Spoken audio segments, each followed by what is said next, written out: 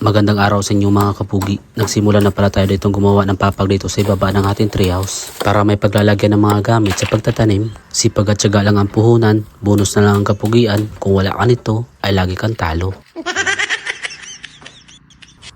Dahil sa nakaipon tayo ng kahoy na karaang araw mga kapugi, kaya ngayong umaga ay sisimulan na namin ang paggawa ng papag dito sa ilalim ng ating treehouse. Mga nitong nagdaang araw ay palagi ditong maulan dahil sa meron na naman ditong bagyong dumaan, pero ngayon ay medyo maulap lang itong ating kalangitan. Pero bago namin ito sinimulan ay inalis ko muna itong mga nakalagay na kagamitan at kasama ko dito ang aking biyanan sa paggawa ng papag mga kapugi. At ito din yung gusto niyang idea na maglagay kami ng papag dito sa ilalim. Sa itaas kasi ng ating treehouse ay wala siya mapaglalagyan ng duyan at dito sa ilalim ay meron siya mapagsasabitan. Kaya kapag natapos itong ating papag dito sa ibaba ng ating treehouse ay dito na din siya maglalagay ng duyan. Para pagkatapos na mag-asikaso dito sa kanyang taniman ay makapagpahinga na siya kagad dito sa ibaba ng ating treehouse. Natapos na siya dito magdilig ng kanyang tanim, kaya inalalayan niya lang ako dito sa paggawa ng papag. Siya na rin yung pinapaisip ko kung anong idea yung gagawin namin dito sa ibaba dahil alam kong dito na siya lagi magpapahinga. Pag natapos na natin ito sa paggawa, lalo pa at kapag may bunga na dito ang mga gulay dito sa taas ng bundok mga kapugi, siguradong lagi na kami dito matutulog sa taas ng bundok at automatic dito na yan siya sa ibaba matutulog. Simula nung nasira ng bagyo ang kanyang kubo dito sa ibaba mga kapugi ay wala nang masilungan ng kanyang mga gamit sa pagtatanim at hindi na rin siya nakahiga dito sa kanyang duyan habang siya ay nagpapahinga. At yung kanyang duyan nga pala dito ay nasira na din, kaya bibili na lang kami ulit dito ng bago mga kapugi at hindi na kami dito gumagamit ng panukat habang ginagawa namin itong papag. At yung puno dito sa gitna mga kapugi ay hindi namin ito papakuan at para pumantay itong sahig ay ginamitan lang namin ito ng tuwid ng kawayan at yung mga kahoy na baloktot ay binabawasan lang namin para sumakto doon sa kanyang lagayan.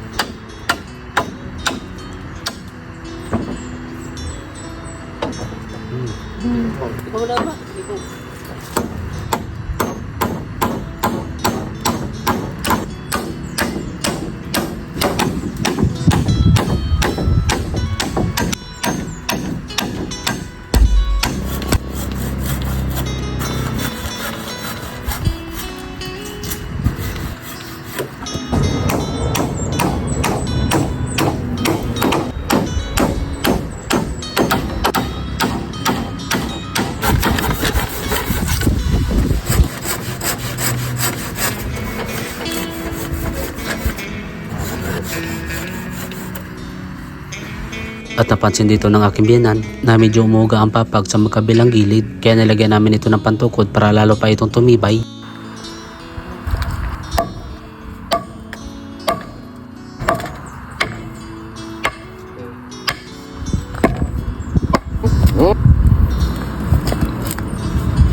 Berano nga.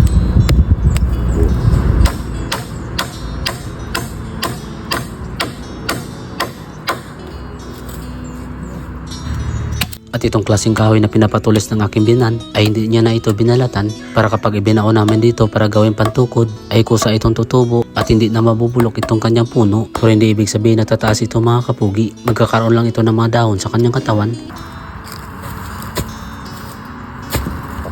Kaya ka?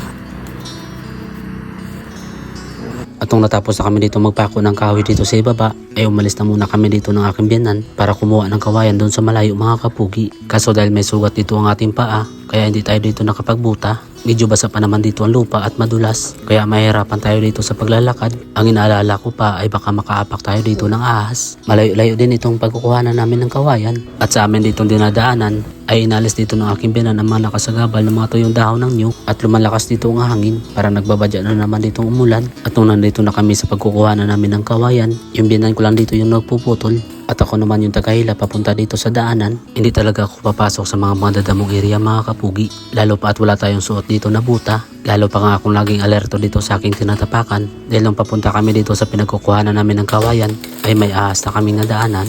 Napatay ito ng aking biyanan mga kapugi. Hindi ko lang ipinakita dito sa video dahil baka maraming magre-react at magagalit na naman. Kaso nung pabalik na kami dito ay bigla naman akong dito nadulas.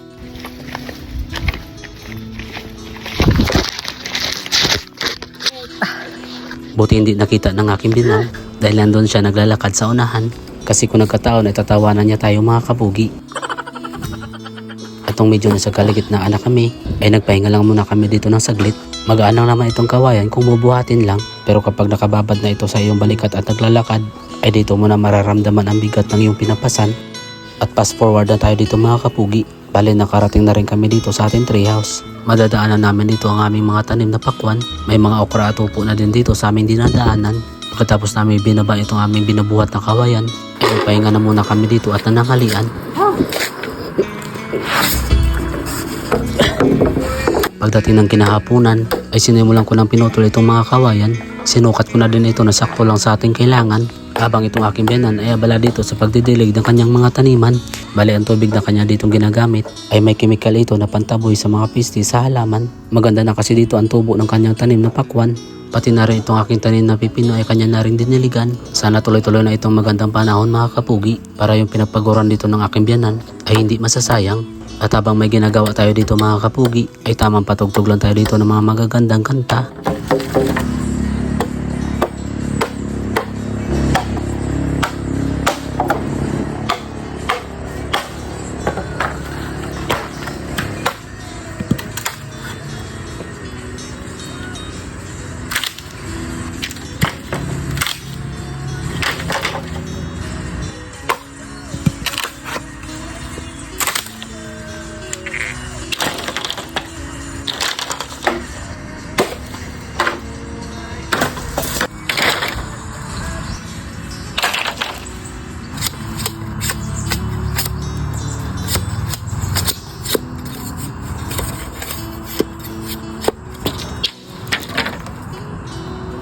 Kahit hapon na ay mainit pa rin dito sa aking kinatatayuan, kaya sinadya ko talagang mapwesto dito sa lilim ng nyugan. At nung natapos na dito ang aking biyanan sa pag-asikaso ng kanyang taniman, ay pumunta na siya dito sa akin para tinignan ang aking mga ginagawa. Nagkwentuhan lang kami dito ng saglit, siguro nagsawa sa kapanood sa akin, kaya naganap na lang siya dito ng kanyang mga gawain.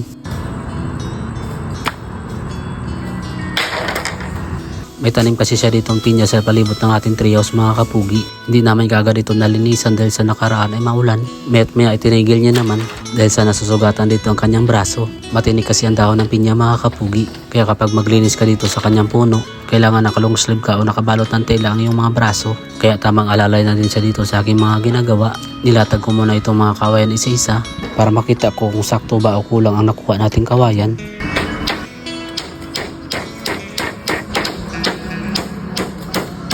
Habang nagpapako tayo dito mga kapugi, ay abala naman dito ang aking biyanan sa aking likuran. Nag-aalas siya dito ng mga damo dito banda sa may daanan.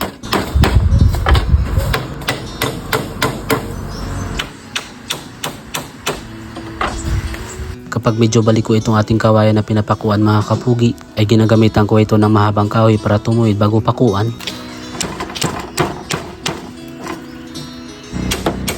Tamang nood naman dito ulit ang aking biyanan. Tapos nung nagsawa na naman yung aking pinagkalata na kawayan ay kanya itong ginatungan. Hindi yan siya mapakali mga kapugi kapag makalat ang kanyang paligid.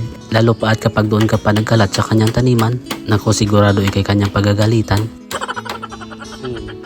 Dito ay nauna na siyang bumaba ng bundok mga kapugi at may dala siya ditong walang laman na galon. Hinahabol niya kasi yung tubig doon sa sapa sa ibaba. Nagkakaroon lang kasi ng tubig ang sapa namin kapag maulan. Kaya kapag ganito na hindi na ganong maulan ay nanunuyot na doon ang tubig mga kapugi. Pero kapag naubos naman ang tubig dito sa sapa namin ay may pinagkukuhanan pa rin kami ng tubig na pandilig. Kaso medyo malayo na dahil doon na sa bahay namin sa may puso na kumukuha. At kapag ganito na ang panahon na maaraw na mga kapugi ay araw-araw na kami maghakot ng tubig papunta dito sa taas ng bundok.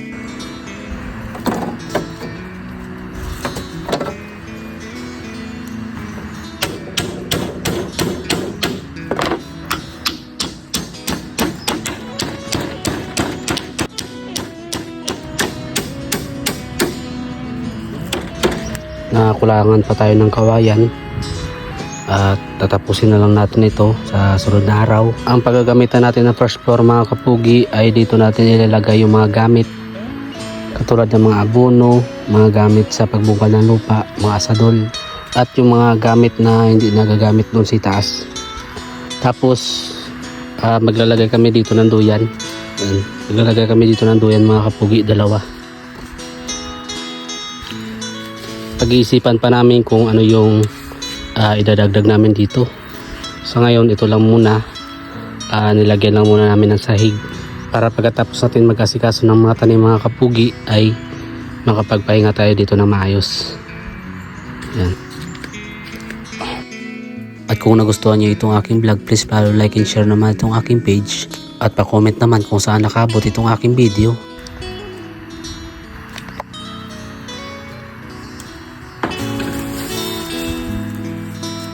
Sa mga nakaabot sa dulo ng aking video, maraming salamat at God bless inyong lahat.